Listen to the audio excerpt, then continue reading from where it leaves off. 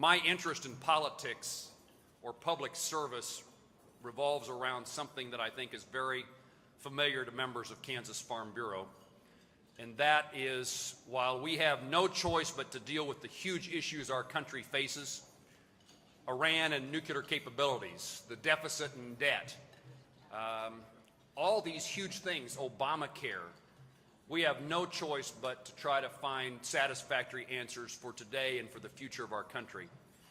But what really motivated me to actually put my name on a ballot and seek public office was a belief that we live our lives in communities across our state in a very special way, and that we have a responsibility to try to make certain that the life that we enjoy in rural Kansas is around for our kids and grandkids.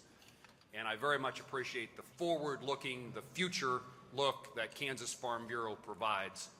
Almost every conversation I have with members of Kansas Farm Bureau is not about, Jerry, I need you to do this for me.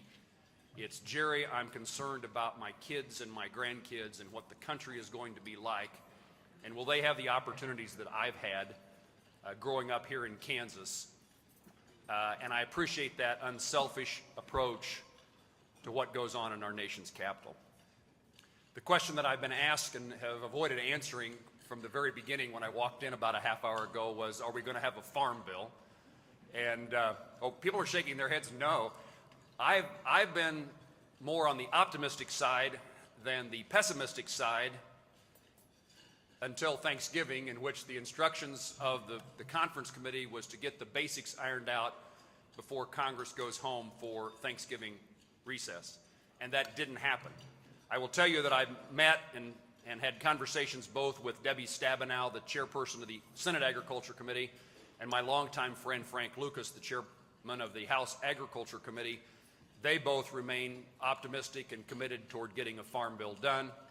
Part of it is in the farm program aspect of the farm bill, but I think those issues can be resolved. The larger, greater challenge is whether or not we can find the right amount of spending to be had on SNAP, on food stamp and nutrition programs.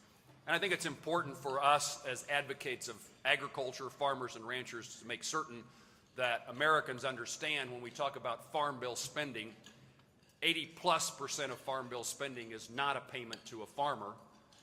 It's food stamp and nutrition programs, and yet often we get included in that broad picture of that brush that's painted of government support.